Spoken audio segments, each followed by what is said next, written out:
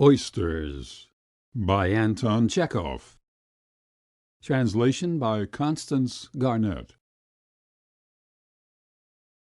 I need no great effort of memory to recall in every detail the rainy autumn evening when I stood with my father in one of the more frequented streets of Moscow, and felt that I was gradually being overcome by a strange illness. I had no pain at all, but my legs were giving way under me. The words stuck in my throat, my head slipped weakly on one side. It seemed as though in a moment I must fall down and lose consciousness. If I had been taken into the hospital at that minute, the doctors would have to write over my bed, "Fames," a disease which is not in the manuals of medicine. Beside me on the pavement stood my father in a shabby summer overcoat and serge cap, from which a bit of white wadding was sticking out. On his feet he had big heavy galoshes, afraid, vain man, that people would see that his feet were bare under his galoshes. He had drawn the tops of some old boots up round the calves of his legs. This poor, foolish, queer creature, whom I loved the more warmly the more ragged and dirty his smart summer overcoat became, had come to Moscow 5 months before to look for a job as copy clerk. For those 5 months he had been trudging about Moscow looking for work, and it was only on that day that he had brought himself to go into the street to beg for alms. Before us was a big house of 3 stories, adorned with a blue signboard with the words "Restaurant" on it. My head was drooping feebly backward and to one side, and I could not help looking upward at the lighted window of the restaurant. Human beings were flitting about at the windows. I could see the right side of the orchestrion, 2 oleographs, hanging lamps. Staring into one window, I saw a patch of white. The patch was motionless, and its rectangular outline stood out sharply against the dark brown background. I looked intently and made out the patch of white placard on the wall. Something was written on it, but what it was I could not see. For half an hour I kept my eyes on the placard. Its white attracted my eyes, and as it were hypnotized my brain. I tried to read it, but my efforts were in vain. At last the strange disease got the upper hand. The rumble of the carriages began to seem like thunder. In the stench of the street I distinguished 1,000 smells. The restaurant lights and the lamps dazzled my eyes like lightning. My 5 senses were overstrained and sensitive beyond the normal. I began to see what I had not seen before. "Oysters," I made out on the placard. A strange word. I had lived in the world 8 years and 3 months, and had never come across that word. What did it mean? Surely it was not the name of the restaurant keeper. But signboards with names on them always hang outside, not on the walls indoors. "Papa, what does oysters mean?" I asked in a husky voice, making an effort to turn my face towards my father. My father did not hear. He was keeping a watch on the movement of the crowd, and following every passer-by with his eyes. From his eyes I saw that he wanted to say something to the passer-by, but the fatal word hung like a heavy weight on his trembling lips and could not be flung off. He even took a step after one passer-by and touched him on the sleeve, but when he turned round he said, "I beg your pardon," was overcome with confusion, and staggered back. "Papa, what does oysters mean?" I repeated. "It is an animal that lives in the sea." I instantly pictured to myself this unknown marine animal. I thought it must be something midway between a fish and a crab. As it was from the sea, they made of it, of course, a very nice hot fish soup with savoury pepper and laurel leaves, or broth with vinegar and fricassee of fish and cabbage, or crayfish sauce, or served it cold with horseradish.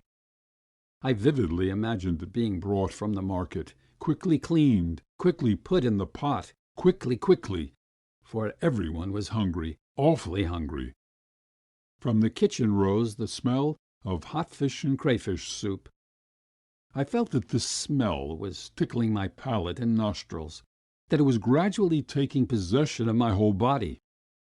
The restaurant, my father, the white placard, my sleeves were all smelling of it, smelling so strongly that I began to chew. I moved my jaws and swallowed as though I really had a piece of this marine animal in my mouth.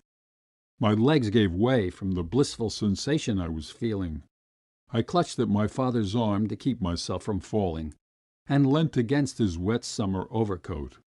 My father was trembling and shivering. He was cold. "Papa, are oysters a Lenten dish?" I asked. "They are eaten alive," he said. "They are in shells like tortoises, but in two halves." The delicious smell instantly left off affecting me, and the illusion vanished. Now I understood it all. "How nasty!" I whispered. "How nasty!" So that's what oysters meant.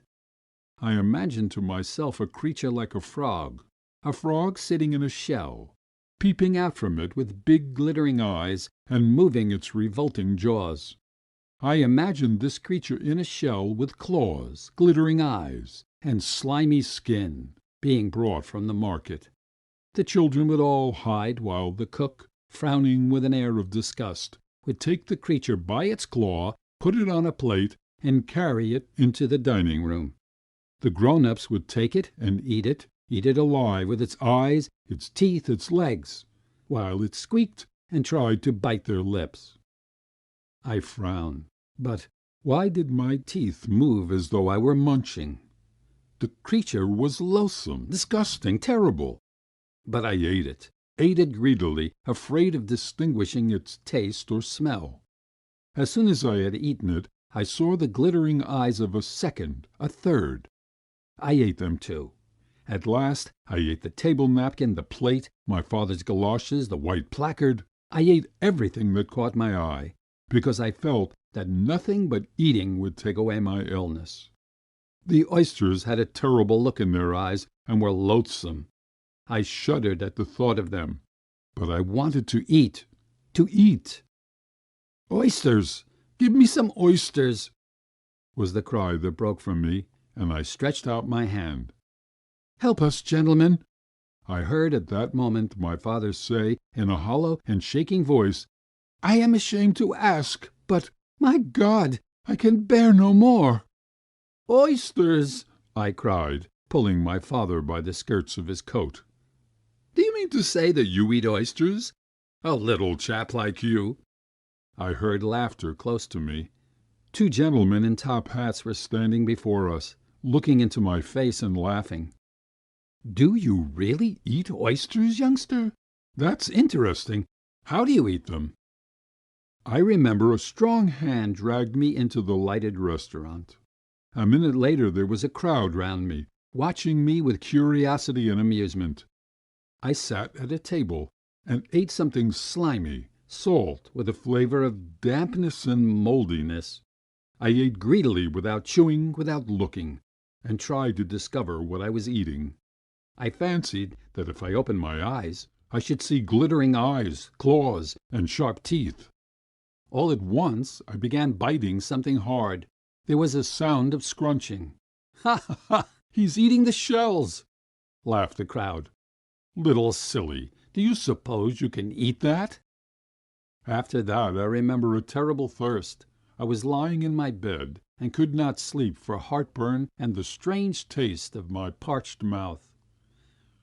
My father was walking up and down, gesticulating with his hands. "I believe I have caught a cold," he muttered. "I've a feeling in my head as though someone were sitting on it. Perhaps it was because I have not eaten anything to-day. I really am a queer, stupid creature. I saw those gentlemen pay 10 roubles for the oysters. Why didn't I go up to them and ask them to lend me something? They would have given something." Towards morning I fell asleep and dreamt of a frog sitting in a shell, moving its eyes. At midday I was awakened by thirst and looked for my father. He was still walking up and down and gesticulating. End of Oysters by Anton Chekov.